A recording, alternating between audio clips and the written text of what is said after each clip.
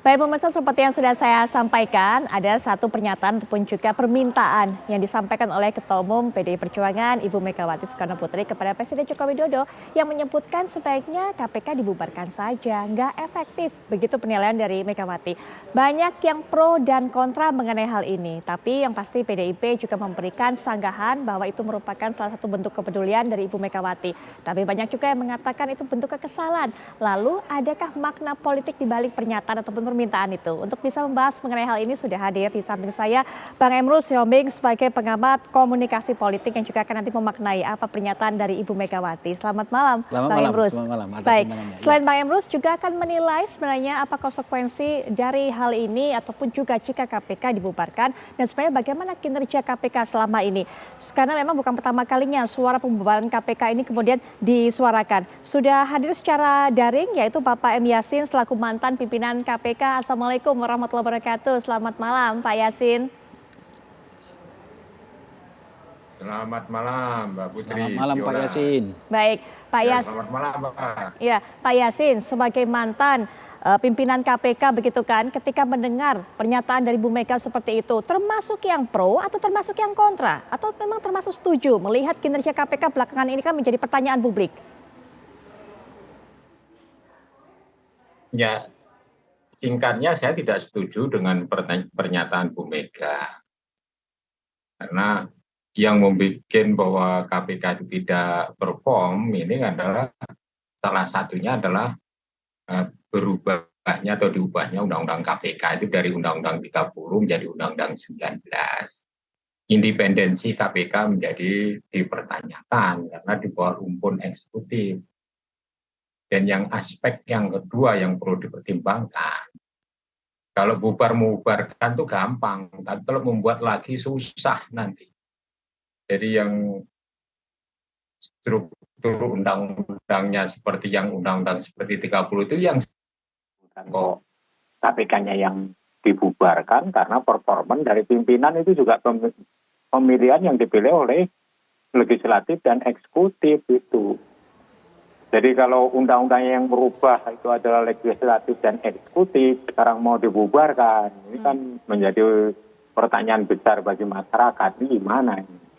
Kok jelas-jelas sekali itu desain untuk menghilangkan KPK karena justru kinerja KPK yang baik pada masa sebelum diubahnya undang-undang, sekarang kok mau dibubarkan?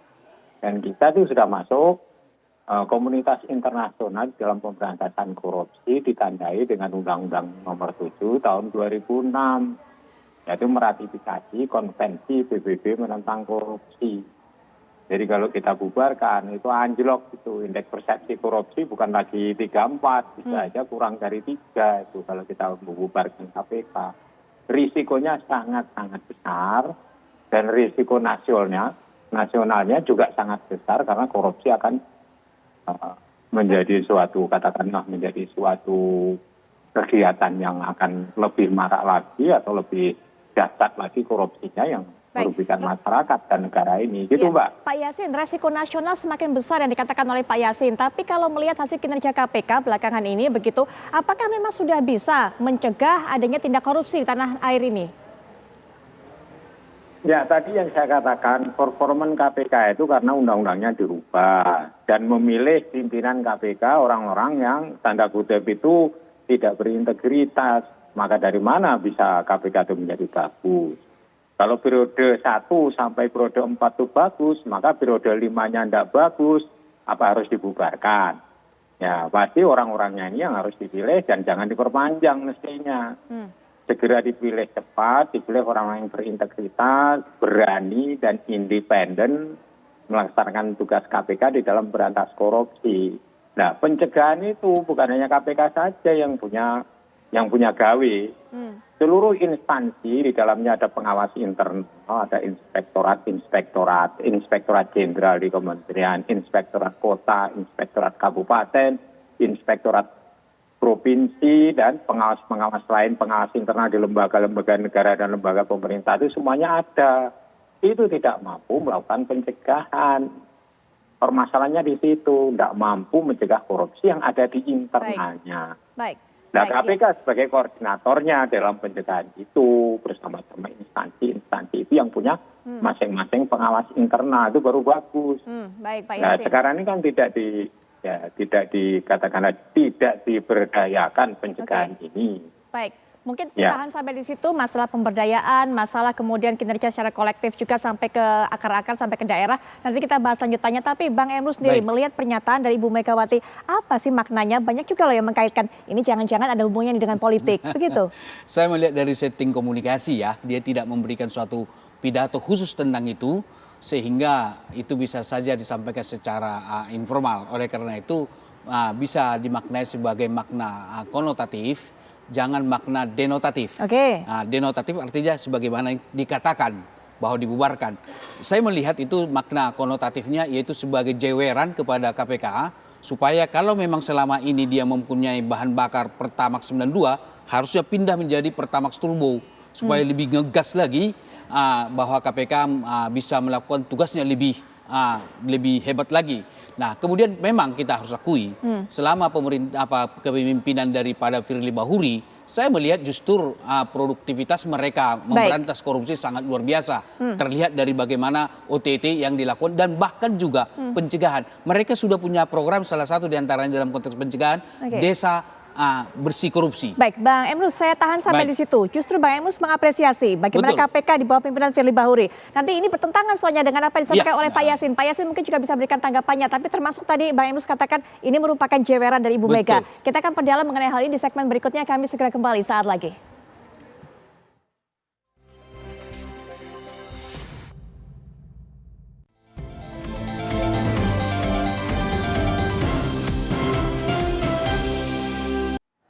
Sebelum jeda tadi Bang Emrus memang memberikan penilaian terhadap kinerja KPK yang berbeda, bertolak belakang dengan apa yang disampaikan oleh Pak Yasin. Tapi sebelum Pak Yasin nanti memberikan tanggapannya, saya ingin kembali minta diyakinkan oleh Bang Emrus, betul nggak sih Bang, bahwa kemudian yang disampaikan oleh Bu Mega ini hanya sebatas sekedar jeweran, karena tidak bisa dipungkiri ini tahun politik, semakin dekat dengan pemilu, banyak masyarakat yang menilai ini pasti ada hubungannya dengan politik. Baik, kalau aspek politiknya kita lihat, kalau misalnya Bu Mega bermakna apa yang diucapkan kan tidak produktif juga untuk PD Perjuangan.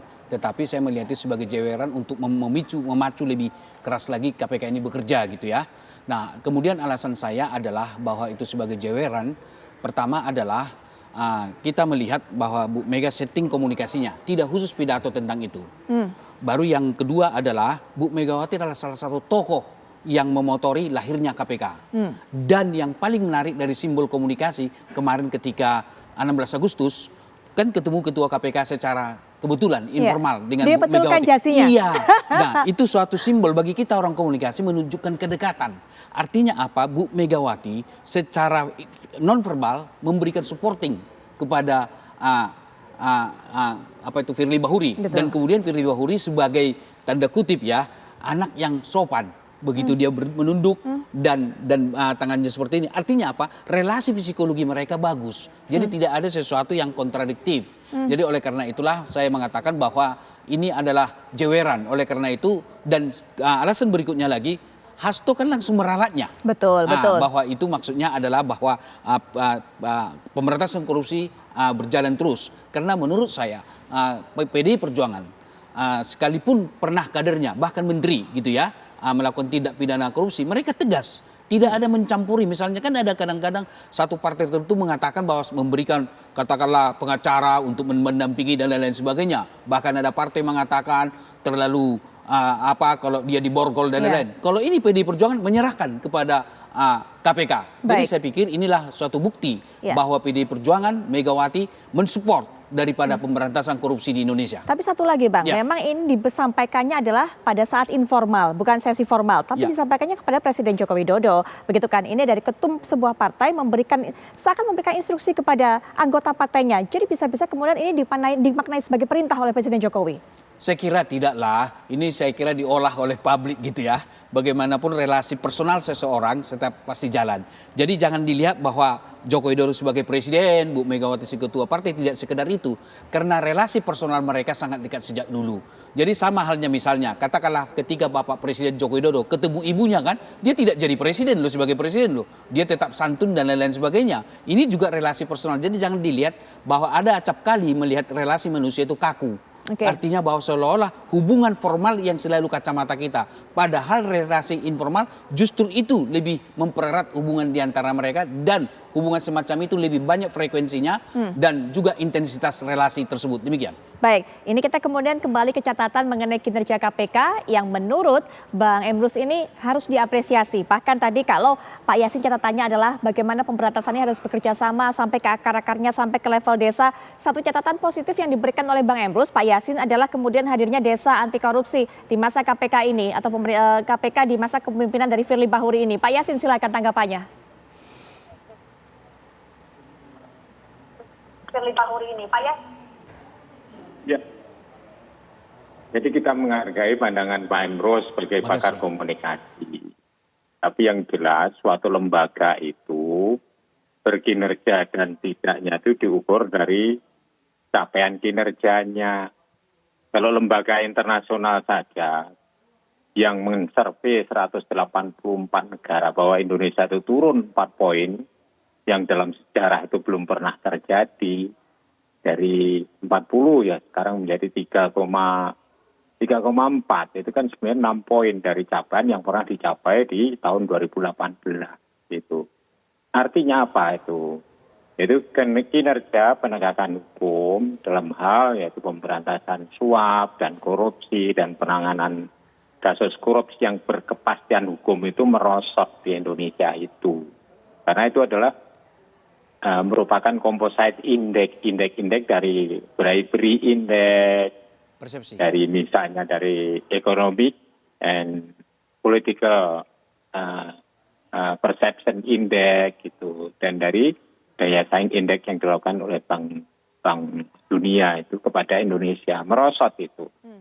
Nah, dari aspek faktanya memang kalau diukurnya dari penanganan kasus pidana itu. Kasus-kasus besar itu sebelum periode sekarang itu tertangani dengan baik, tidak menyisakan. Yang sekarang ini menyisakan banyak hal, misalnya penanganan IKTP tidak ditindaklanjuti, penanganan kasus korupsi KPU, yang Harun Masiku juga belum tertangkap. Itu menjadi poin-poin jelek bagi KPK bahwa tidak berusaha keras di dalam penanganan korupsi yang seharusnya dia tangani. Baik. Dari dua alat ukur itu saja, yang satu adalah yang levelnya internasional, yang kedua adalah pandangan masyarakat dan capaian kinerja, itu KPK itu merosot. Jadi terus kemudian ada isu pembubaran, ini kan komplit. Dari report dari yang ditangani oleh KPK itu, dari political corruption itu, yang paling banyak dari PDIP itu data loh ya, yang paling banyak. Seorang menerjemahkan apa karena banyak orang PDIP yang tersangka sehingga Bu Megawati menyampaikan hal yang seperti itu. Nah, kalau menurut itu Pak Yasin, masyarakat itu punya seperti itu. Ya, kalau menurut Pak Yasin sendiri, kenapa kemudian Ibu Mega sampai mengucapkan itu? Apakah memang betul seperti yang kata Pak Yasin katakan, secara data memang banyak sekali kader PDIP yang tersangkut? Apakah memang karena itu, Pak? Atau memang di bawah ada muatan politiknya? Nah, saya kira bahwa tidak hanya aspek itu saja tentunya. Dari ketidaksenangan kepada lembaga ini, ibarat bayi lahir yang tidak dikehendaki oleh ibunya, jadi diharapkan KPK itu dulu hanya sebagai simbol saja. Ternyata setelah terbentuk, itu dia menangani sesuai dengan perintah pasal-pasalnya. Ya, apa yang ditangani adalah penegak hukum, penyelenggara negara, high ranking official ditangani semua oleh KPK yang sebelumnya tidak pernah ditangani oleh penegak hukum lain. Pak Yasin, mohon maaf, saya potong sampai di situ dulu mungkin Pak Yasin, nanti kita akan lanjutkan karena sebelumnya kami bawa Anda pemirsa untuk bisa mendengar kembali bagaimana pernyataan Ibu Megawati mengenai hal ini. Kita saksikan bersama. Jadi statis, berada di dalam zona nyaman. Itulah kalau tadi Pak Ganjar bilang harus membenahi bagaimana jangan terjadi korupsi yang sekarang kelihatannya itu dekadensi moral kan. Coba bayangkan, kader KPK itu saya bikin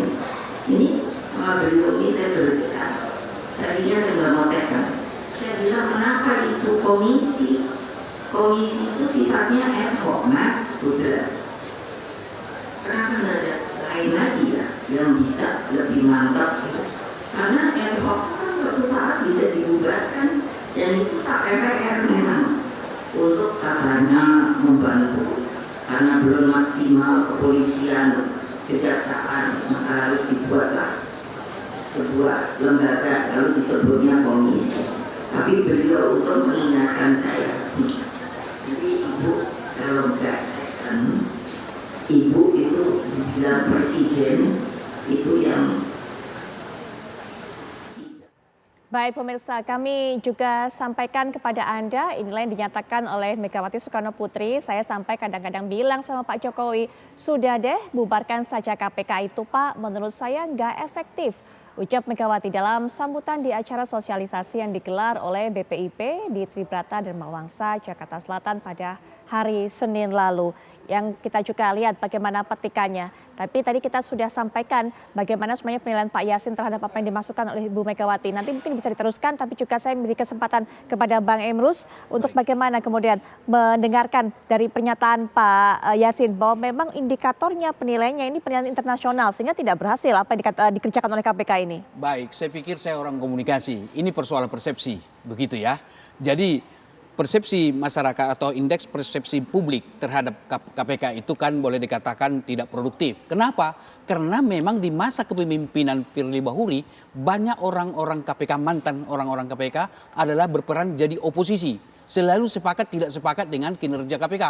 Jadi mereka itu kan goreng terus. Saya kira contoh katakanlah Saud Situmorang misalnya kan, siapa lagi itu Novel Baswedan dan kawan-kawan termasuk Pak Yasin. Pak Yasin ada katakan saya termasuk? melihat karena Pak Yasin dan kawan-kawan tidak pernah mengakui kelebihan yang ada dilakukan oleh KPK. Padahal kalau kita mau jujur, sebagai instansi KPK itu pasti ada kinerjanya, pasti ada keberhasilannya. Baik. Tetapi para pengkritik ini selalu dari sisi negatifnya atau kekurangannya. Jadi berperan sebagai oposisi yang selalu sepakat tidak sepakat. Sampai di situ mungkin, inilah Bang Emrus. persoalan persepsi. Ya, Pak Yasin hanya persoalan persepsi, bahkan Pak Yasin dinilai oleh Bang Emrus termasuk salah satu mantan pimpinan yang berperan sebagai oposisi, selalu goreng terus apapun yang terjadi di KPK. Saya ini ya itu kan mantan komisioner KPK dan saya pernah di KPK itu 8 tahun Pak Emrus. Jadi bagaimana menetapkan kinerja, apa yang seharusnya dilakukan di bidang penindakan dan di bidang pencegahan yang merupakan core tugas dari KPK itu saya tahu persis. Nah, kalau persepsi internasional itu ngukurnya dari fakta. Dari fakta itu yang menjadi responden itu adalah pelaku usaha. Apakah di layanan publik di Indonesia itu masih ada suap atau tidak, baik itu perizinan maupun non perizinan. Diungkapkan di bribery index, yaitu bukan internasional transparansi saja yang melakukan survei itu, gabungan yang saya tadi katakan. Jadi kalau kacamata pandang komunikasi pasti kita menghargai lah, pasti berbeda dengan kacamata pandang penggiat anti korupsi dan kacamata pandang penegak hukum yang dalam hal ini adalah KPK. Jadi saya 8 tahun Pak di KPK, bukan sebentar itu. Dari awal berdirinya KPK sampai periode berikutnya sampai di penghujung tahun 2011 masuk ke 2012. Saya ada di KPK. Jadi tahu persis apa yang seharusnya dilakukan oleh KPK, baik itu di penindakan maupun di pencegahan, dan harus ada capaian kinerja yang diumumkan kepada publik karena KPK itu bertanggung jawab kepada publik. Kalau saya mengkritisi itu karena saya sekarang menjadi publik dan KPK bertanggung jawab pada publik. Peristiwa kemarin yaitu datangnya Pak mantan Menteri Perekonomian dan Pak siapa itu yang datang ke sana. Nah, kemudian tidak diterima itu belum pernah terjadi di masa-masa kepemimpinan yang dahulu. Kita selalu menghargai tamunya. Pengaduan masyarakat itu adalah mitra KPK. Jadi kalau tidak ada pengaduan masyarakat ya KPK tidak bisa bergerak apa-apa. Ditampung aja dihadapi, jangan dengan alasan misalnya saja banyak kesibukan. Kalau kami dulu kedatangan para tokoh nasional itu ya kita hadapi, tidak seperti sekarang. Ini kelihatannya ini jadi takut atau pengecut, kan seperti itu. Kalau kita hadapi, kita share. Jadi 5 pimpinan itu, pimpinan itu 5 loh ya, bukan 1. Jadi 1 ketua dan 4 wakil ketua itu pimpinan KPK di dalam undang-undang itu seperti itu. Jadi menyerahkan, kita hadapi. Siapa yang menghadapi? Oh Pak Yasin, oh Pak Bibit misalnya, atau Pak Aryono, atau Pak Chandra. Saling berkomunikasi siapa yang menghadapi tamu ini. Sehingga unsur pimpinan KPK itu harus ada di situ. Karena kita bertanggung jawab kepada publik. Dan rela dikritisi oleh publik kita ini. Bukan kok yang mengkritisi itu merupakan benci kepada KPK. Bukan itu Bung Emrus. Boleh Jadi saya, kita dulu di masa Pak Yasin. Ya, kalau masa orang yang mengkritik KPK itu merupakan input yang baik. Sedikit Pak Yasin. Ya, Pak Yasin, Boleh. baik. Silakan Bang Emrus. Saya sangat menghormati Pak Yasin 8 tahun di sana. Tetapi kalau kita bicara persepsi, karena penilaian belum tentu berdasarkan fakta, gitu ya. Mereka melihat, mempersepsikan. Nah, kalau begitu, saya misalnya Pak Yasin pernah nggak menyajikan data, bandingkan antara kepemimpinan Pak Yasin 1 tahun pertama atau selama pemerintah atau kepemimpinan Pak Yasin dengan 1 tahun pertama atau berapa tahun dengan yang dilakukan oleh Firly Bahuri. Kalau itu berdasarkan fakta baru bisa kita terima. Tapi persoalan persepsi sama saja ketika Pak Yasin mengatakan ini, pasti persepsi publik tidak baik bagi KPK. Karena apa pandangan Pak Yasin dengan para yang lain-lain itu akan mempunyai, oh ternyata KPK seperti itu. Oleh karena itu saya pikir diskusi tentang katakanlah kinerja KPK alangkah baiknya. Pertama adalah kita bandingkan dengan tahun yang sama, artinya tahun pertama, tahun kedua, kepemimpinan Pak Yasin dengan kepemimpinan yang sekarang. Itu yang pertama. Yang kedua, ini sekaligus masukan kepada KPK.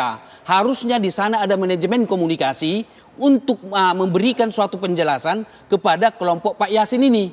Sehingga masyarakat mendapat informasi di dua sisi. Oleh karena itu saya melihat, mohon maaf, saya memberikan saran kepada KPK supaya biro humasnya atau biro sosialisasi atau biro komunikasi publiknya harus lebih efektif lagi. Sehingga para orang yang tidak memberikan pandangan seperti yang dikatakan oleh Pak Yasin ini dan kawan-kawan, baru pihak KPK strategi komunikasinya menyampaikan data-data kinerja mereka sehingga bisa terjadi di ruang publik.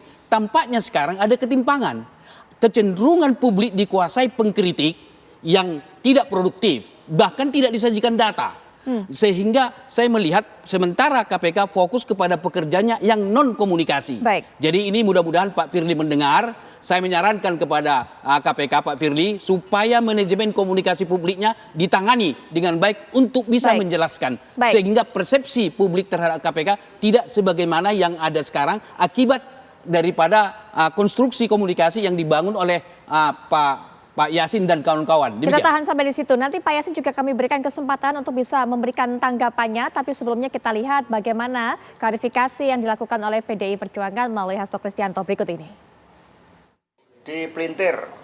Jadi pernyataan sebenarnya dari Ibu Megawati Soekarno Putri, beliaulah yang mendirikan KPK. Upaya pemberantasan korupsi itu terus-menerus dilakukan dengan segala upaya.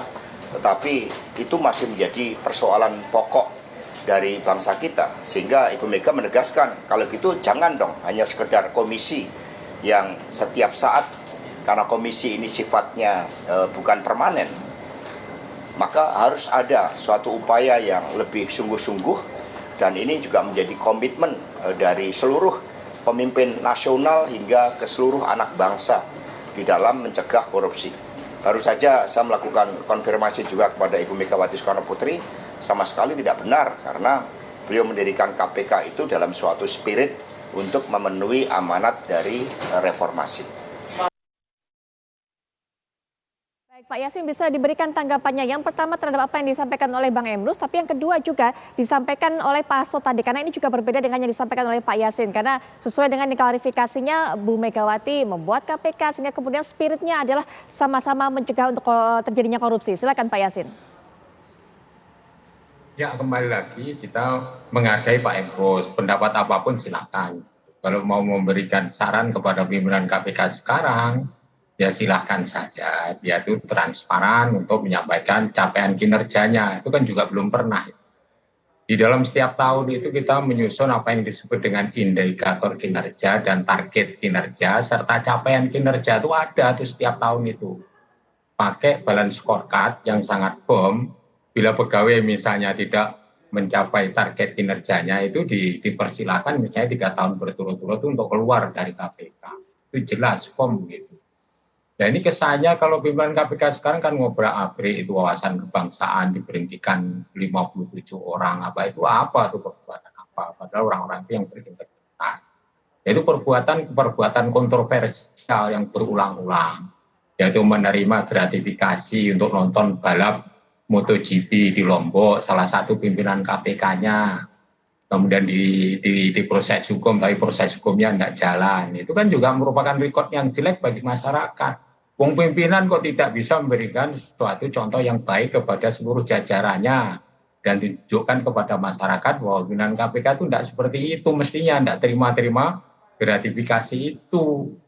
Nah, ini nerima. Kemudian menerima juga untuk menumpang di helikopter yang mewah itu. Itu bukan pribadi-pribadi pimpinan KPK yang seharusnya dia menunjukkan satu role model kesederhanaan dan juga katakanlah menerapkan kode etik dengan konsisten. Jangan malah pimpinan KPK-nya yang melanggar kode etik. Apa itu juga berprestasi yang semacam itu secara moral. Kemudian kalau pernyataan dari PDIP, biasalah itu kalau misalnya ada kesalahan kemudian dikoreksi yang sebenarnya kontradiksi sekali dengan apa yang di statementkan oleh Bu Mega itu dibubarkan, tapi itu adalah bukan maksud itu biasa, itu kita tanggapi dan kita apresiasi lah mau memberikan penjelasan seperti itu. Baik, Pak Yasin. Jadi yang seharusnya kalau menurut pendapat saya nih Mbak Putri dan para pemirsa sekalian, KPK itu bukan kok dibubarkan, diperbaiki, kemudian katakanlah ditingkatkan kinerjanya, kemudian dibikin KPK itu menjadi lebih kuat. Baik. Misalnya saja dengan cara apa? Mengembalikan undang-undang yang proven terbukti efektif itu Undang-Undang 30 tahun 2002. Ya. Jadi Undang-Undang 19 itu membuat KPK itu tidak independen dan di dalamnya itu rancu penegakan atau manajemen internalnya itu Ya, juga Pak Yasin. menjadi ruwet. Baik.